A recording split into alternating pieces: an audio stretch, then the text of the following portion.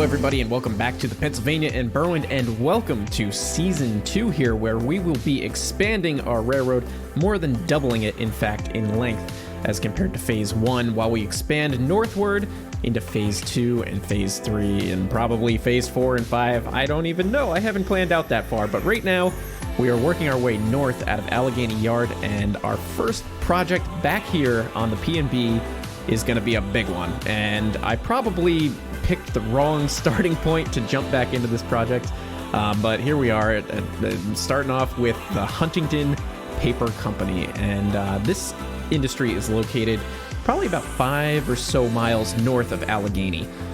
What you guys didn't see in the first season, and what was not included in the initial release, the Phase 1 release of the route, is everything beyond Allegheny heading out to its terminus at Grafton.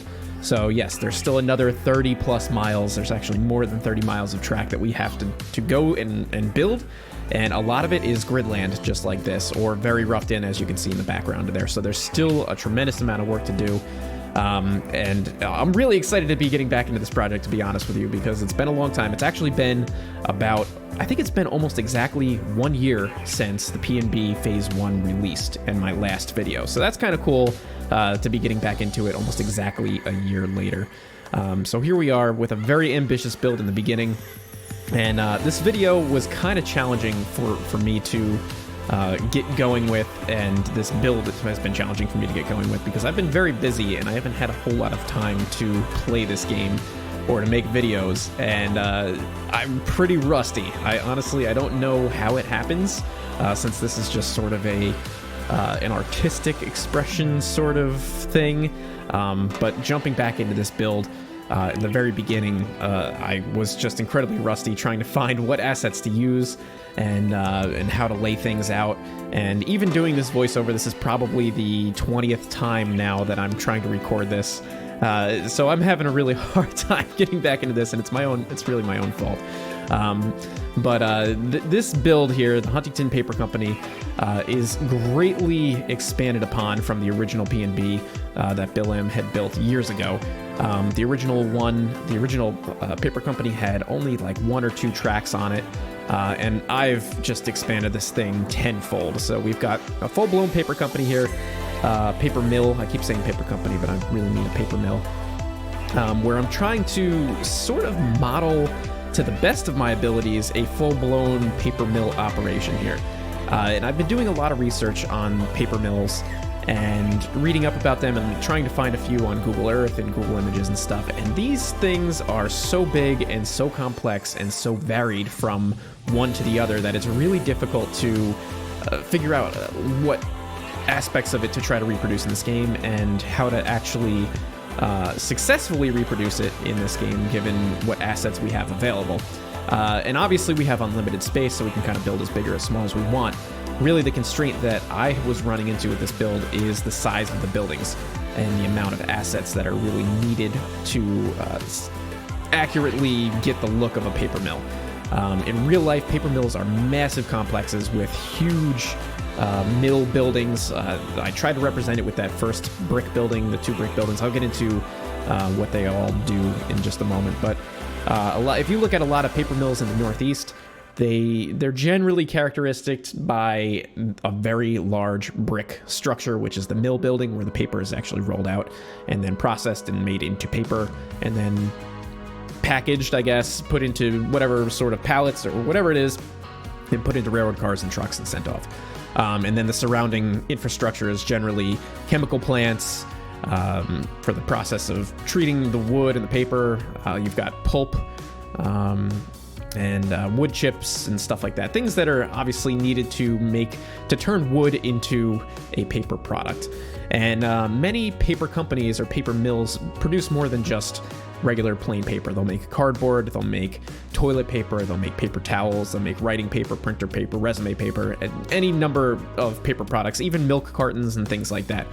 So there's a lot of different variation that you can sort of put into an industry like this. And I tried to do my best to pick out which of the main building characteristics best represent a structure like this in an industry like this. And I'm slowly working more at it, as you'll see as this video progresses. It's a long video, but I kind of feel like not a whole lot of work gets done. There's not a whole lot of progress. It's not gonna be like my episode, what was it, episode 2 on the P&B, where I built the entire oil refinery complex. This is sort of on that scale ambition-wise, but overall, I don't get that much done, and I'm gonna get into that in a minute as well as to why I'm gonna take my time with this. But where was I going with this thought? My thoughts are a little bit scattered today. So, all right, so let's get into what each building represents here and what I'm trying to accomplish. We've got our main brick buildings what are in the background here, which is the mill where the paper is actually made. The smaller brick complex in front is a recycling facility, so we'll have some inbound paper and whatever products to be turned into recycled paper. We've got our chemical plant, which is the building with the helipad on the top. I might have to like repaint that and reskin it. We've got our office complex right there in the front, and we've got I've included a pulp wood drop-off and a wood chips drop-off, and those were not necessarily necessary in this particular build, but I wanted to add some more operational interest to it and a few more freight car loads of material that can kind of come in and go out. So now instead of just having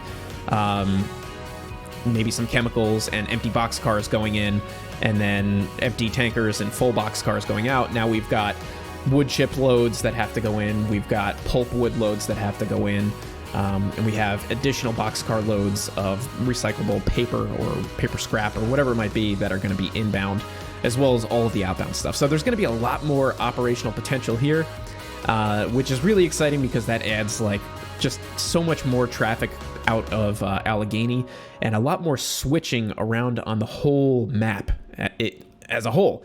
So, for example, we'll have separate branches where the pulp mills will, not the pulp mills, where the pulp, what am I trying to say here? The pulp wood will come from to go to the pulp mill.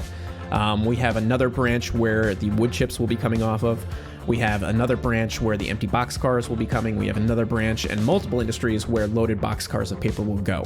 So this is going to add a lot of complexity to what kind of operations we can have operating in and out of each yard and how each train is going to be built and how freight cars are circulated across the map. And it's sort of hard to explain that without seeing the whole map and without me kind of going over all the operations of it. So you're just going to have to take my word for it for now, because it's really going to manifest itself the more that we build, and the more that I add to this route, it'll start to kind of come together and shape up, and you'll see how different freight cars will work in different areas and how they're going to be transported around. And even that, a lot of the logistics of it, I'm not even sure of yet, because I haven't ran a full-blown operating session in years, and even then it wasn't to the scale. This map wasn't to the scale that it's sort of evolving into. So for the most part, I'm going to be kind of figuring it out as I go.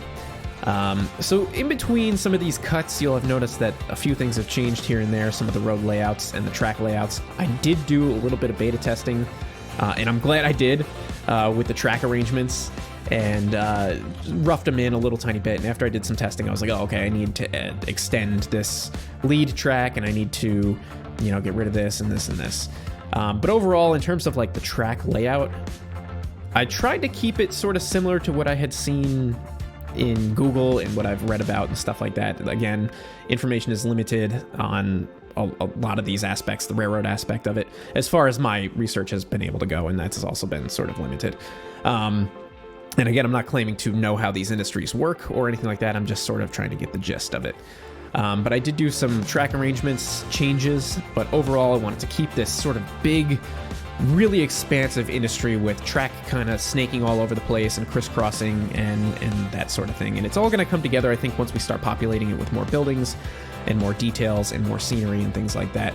And that's what we're getting started on now, finally getting to some of the details and some of the scenery items.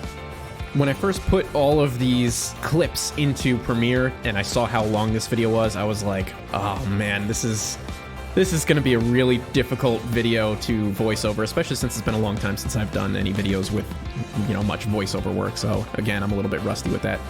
But normally my videos have been, or most recently my videos have been 10 to 15 minutes long, and have one that is now almost 30 minutes. I was like, I don't know, I shouldn't do this, and this is a good place to sort of transition. So I had thought about maybe splitting this into 2 videos, but I really liked the transition between working on the big picture sort of stuff, laying out the roads and laying out where the infrastructure and stuff like that was going to be, and then sort of evolving right into and segueing into the scenery and detail stuff. So I kept it, so it's just going to be one big long video. But at this point, I guess I'm going to start to describe what my goals are and what I'm sort of thinking and my plans are for this series and going forward with this map and how I'm going to be going about it. So my idea, well, I don't know if I could say it's my idea, but basically with this series in Season 2, I've learned a lot since the debev and since Phase 1 of the P&B, and that's not just to mention, assets used and techniques and stuff like that. And obviously one of the number one things that I'm going to be doing on the P&B in Season 2 here and on Phase 2 and Phase 3 is updating these assets. And I'm not going to go back on camera too much and update these assets, the old assets with new assets. I'll do that probably mostly off camera or during live streams and that sort of thing. Might do a little bit of that on camera if I'm working on something interesting. But going forward with Season 2, I'm going to be using as many of the new assets as I can. Here I'm using a lot of these great ground textures by S. Myers on the download station. They're called City Street, I believe, as well as the FX series of ground textures, which I think are really great. So slowly over time, I'm going to be updating Phase 1 assets to newer stuff that I'm going to be using here. And in addition to that, all of my builds, I think I'm going to be taking a lot more time on and getting them to a higher level of completion before moving on to the next build.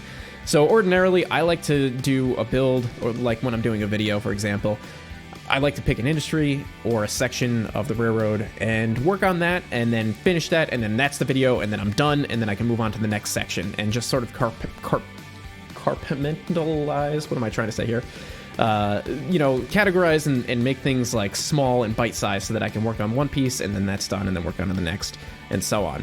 And that's what I did on the debev, and I sort of did that, I guess, on a little bit of the Season 1 on the P&B, but essentially what I'm trying to say is ordinarily I would be sort of more bent on the idea of finishing this whole paper mill in one episode, but instead I'm focusing more on getting the details down and getting it laid out exactly the way that I want before I move on. So each scene we're going to spend a little bit more time on in terms of like micro details instead of big picture details. But I will try to keep the videos interesting so that I sort of move around a little bit. We're not super focused in on the paper mill for forever. But for this paper mill, it's definitely going to take a few episodes to totally get it done because it's just massive. So each project, as we go forward, I'm going to try to mix up a little tiny bit, but spend more time on little stuff like this, which is these are the things that I really enjoy. And it'll make things a lot easier for me once I get to the end of the whole build process. I'll know that these sections of the track are actually completed. I don't need to go back and do anything, because that was my biggest headache when I got close to releasing the P&B, was that there was a lot of stuff that I had to finish that I didn't do on camera. There was a lot of gaps that I had to fill in. So no more gaps. I'm filling in all the gaps on camera or like during the build process, and I'm going to be as thorough as possible. So to talk about some of these assets that I'm using here, again, I'm trying to use some newer, nicer assets, and that was one thing that really hung me up on the first section, the Phase 1, was kind of being stuck with these old assets from Trainz 12 or Trainz 2010, whenever I started the project, however many years ago it was at this point, probably almost 10 years ago. And feeling kind of confined to some of these old JVC trees and grasses and textures and stuff, because basically the whole map was mostly completed, and I didn't want to go back and have to spend all this time revising everything again. But now I'm using some new assets, and I'm using more of the TB trees. I'm going to be using many more 3D trees as much as possible. The STRMM trees are great, along with the grasses and the shrubs, and some of these JVC grasses and stuff like that are just phenomenal, as well as these textures that I was just talking about, and whatever new building assets that I can kind of get my hands on. whatever's available. There's newer stuff coming out every day, and it looks better and better and better every time. I guess this is a good point to mention this.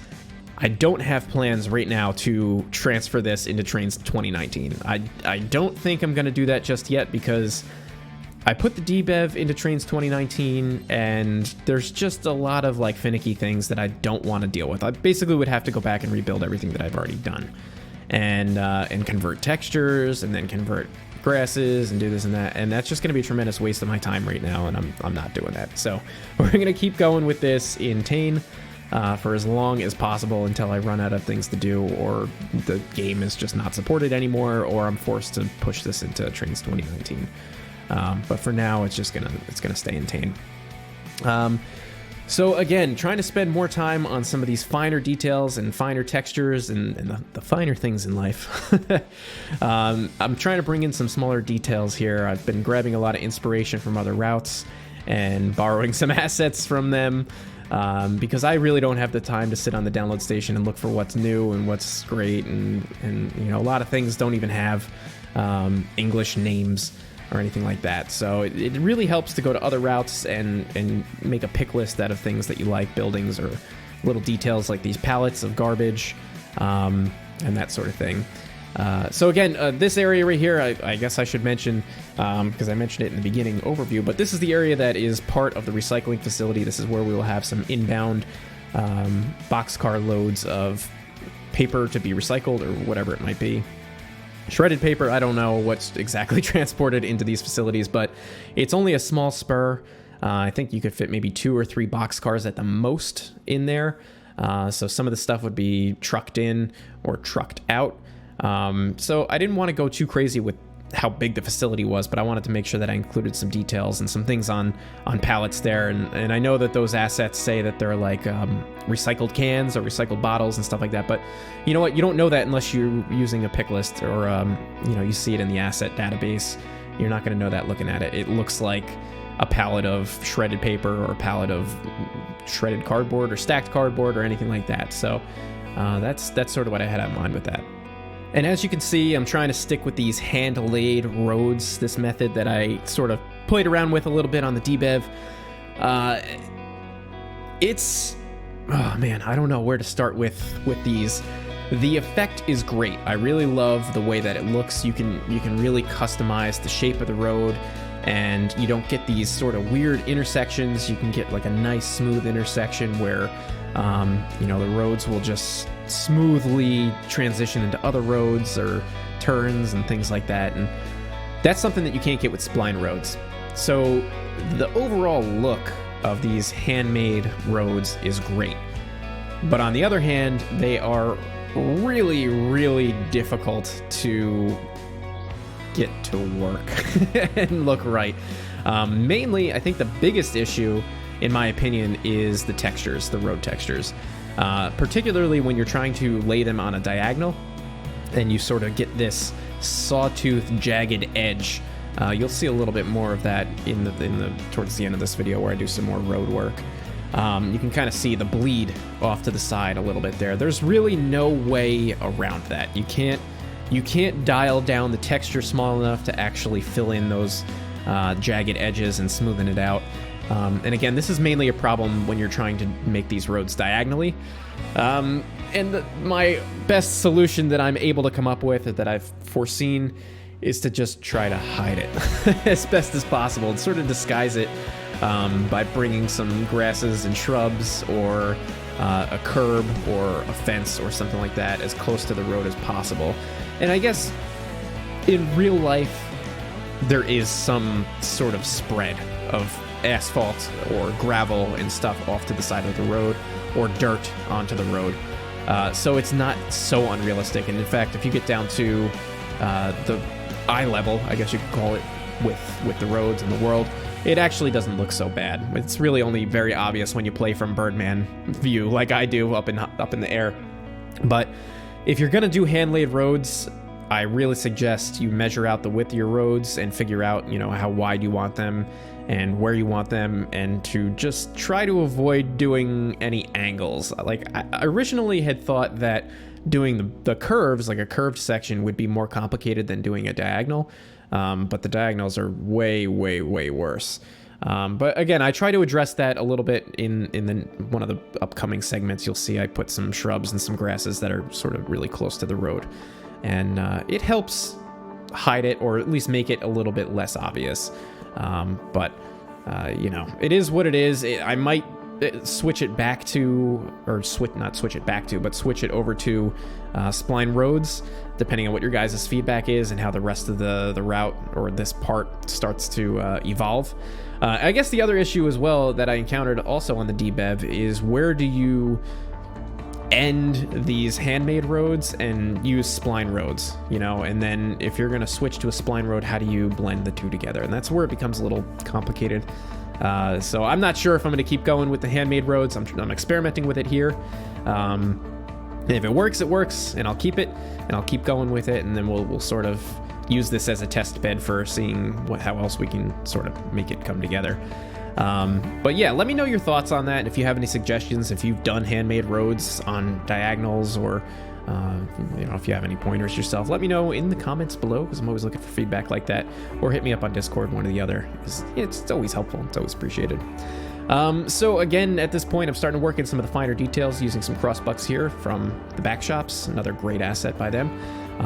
Nice variations on old, damaged, and worn signs. I wanted this area to feel like it's been used for a long time and has been just sort of beat up a little bit. Not beat up, but I just wanted to make sure that there's character. I'm always getting not made fun of, but some of you guys point out that I make a lot of things like old and abandoned and stuff. And it's not that I'm doing that because I think everything is old and abandoned, or it should be old and abandoned.